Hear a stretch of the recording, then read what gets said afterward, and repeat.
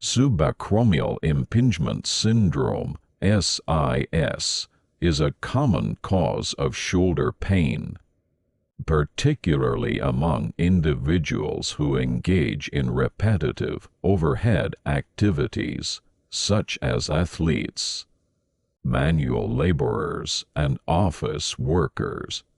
It results from mechanical compression and irritation of the structures within the subacromial space, including the rotator cuff tendons, the subacromial bursa, and the long head of the biceps tendon. As the arm is elevated, these structures can become compressed beneath the acromion, causing pain and functional limitations. A comprehensive understanding of SIS involves exploring its definition, clinical significance, anatomical considerations, diagnostic approaches, treatment strategies, and potential complications. Subacromial impingement syndrome is defined as the pathological compression of the soft tissues within the subacromial space, which lies between the acromion and the humeral head. Normally, this space measures approximately 9 to 10 millimeters, allowing sufficient room for the smooth gliding of the rotator cuff, tendons, and the subacromial bursa during shoulder elevation. However, structural abnormalities, inflammation, tendon thickening, or degenerative changes can narrow this space, resulting in impingement. The primary structures affected include the supraspinatus tendon, the subacromial bursa, and, to a lesser extent, the long head of the biceps tendon. Repeated impingement can lead to inflammation, tendon degeneration, and even partial or full-thickness rotator cuff tears. The clinical significance of subacromial impingement syndrome lies in its impact on daily activities, occupational tasks, and athletic performance. Patients often report pain when performing overhead activities, such as reaching, lifting, or throwing. Night pain, particularly when lying on the affected side, is a hallmark symptom that can disrupt sleep and significantly impair quality of life. Left untreated, SIS can progress to rotator cuff tendinopathy, partial or complete rotator cuff tears, and chronic shoulder dysfunction. The condition not only affects physical health, but can also lead to psychological stress and economic burdens. Due to reduced work productivity and increased healthcare costs. Anatomically, the subacromial space is bordered superiorly by the acromion and the coracoacromial ligament, and inferiorly by the humeral head. Within this confined space lie the supraspinatus tendon, the subacromial bursa, and the long head of the biceps tendon. The rotator cuff, composed of the supraspinatus, infraspinatus, teres minor, and subscapularis muscles, plays a crucial role in stabilizing the glenohumeral joint and facilitating shoulder movement. The subacromial bursa reduces friction between the rotator cuff tendons and the acromion during shoulder elevation, any factor that reduces the subacromial space, whether structural, inflammatory, or degenerative, can lead to impingement and associated symptom. Diagnosis of subacromial impingement syndrome involves a thorough evaluation, including patient history, physical examination, and imaging studies. Patients typically present with anterior or lateral shoulder pain, often exacerbated by overhead activities and night pain. During the physical examination, specific tests such as Neer's sign, Hawkins-Kennedy test, and the painful arc test can reproduce impingement symptom.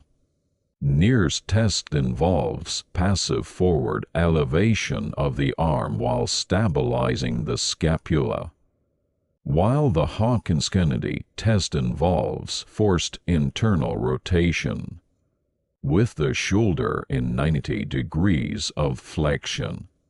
Positive results in these tests suggest subacromial impingement. Imaging studies, including plain radiography, ultrasonography, and magnetic resonance imaging (MRI), provide detailed visualization of the subacromial space and associated structures. Radiographs can reveal anatomical variations, such as an acromial spur or a hooked acromion Bigliani type III, while MRI can identify tendon thickening, inflammation, or tears. Conservative treatment of subacromial impingement syndrome is the first-line approach and focuses on alleviating pain, reducing inflammation, and restoring normal shoulder function. This approach includes rest, activity modification, pharmacological management, and physical therapy. Patients are advised to avoid activities that exacerbate symptoms, such as repetitive overhead movements. Temporary modification of daily tasks can prevent further irritation of the subacromial structures. Nonsteroidal anti-inflammatory drugs, NSAIDs, are commonly prescribed to manage pain and inflammation.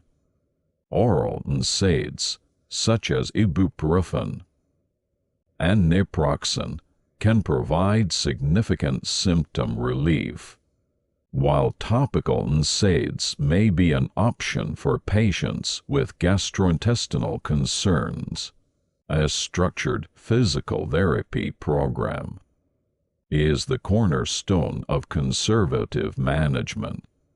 It typically includes stretching exercises to improve shoulder mobility, strengthening exercises targeting the rotator cuff and scapular stabilizers, postural training to promote proper scapular positioning and proprioceptive, training to enhance joint position sense and neuromuscular control.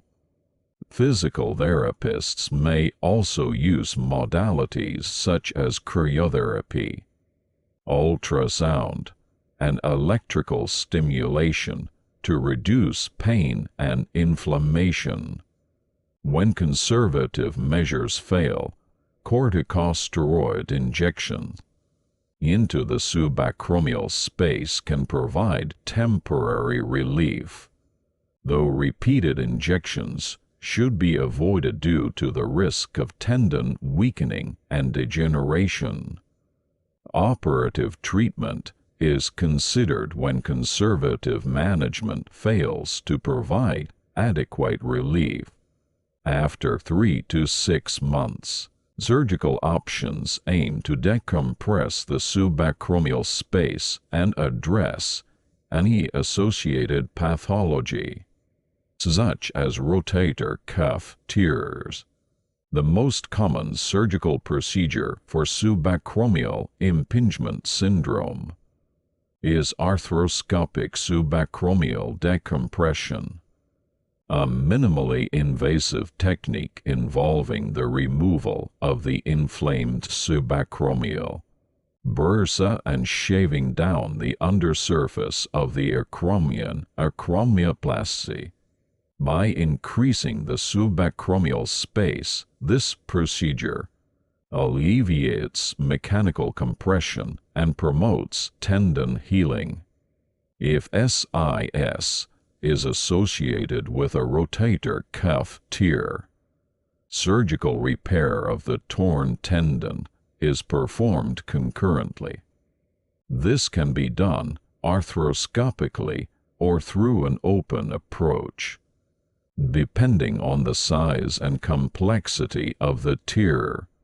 In cases of concomitant acromioclavicular joint arthritis, resection of the distal clavicle may be performed to relieve pain and improve shoulder function. Following surgery, a structured rehabilitation program is essential for optimal recovery.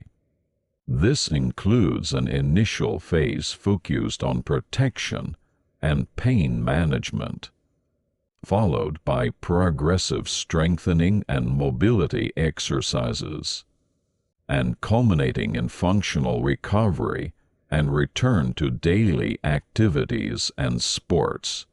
Complications associated with subacromial impingement syndrome include chronic pain, rotator cuff tears, adhesive capsulitis, frozen shoulder, and shoulder instability.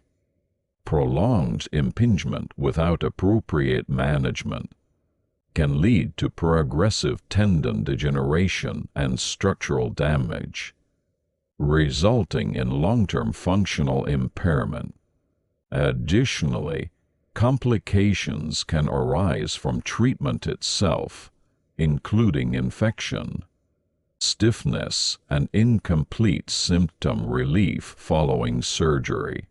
Patients with diabetes, smoking history, or poor adherence to rehabilitation protocols are at higher risk for such complications.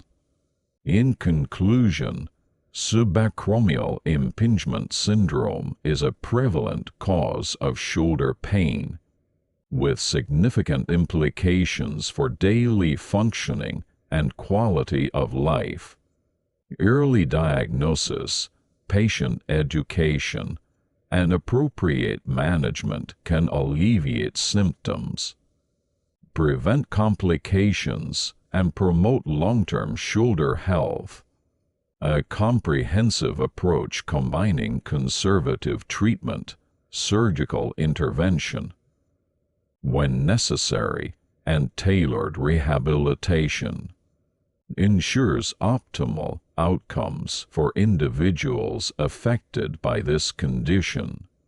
Ongoing research into the pathophysiology, diagnostic methods, and novel treatment strategies for SIS continues to improve patient care and clinical outcomes.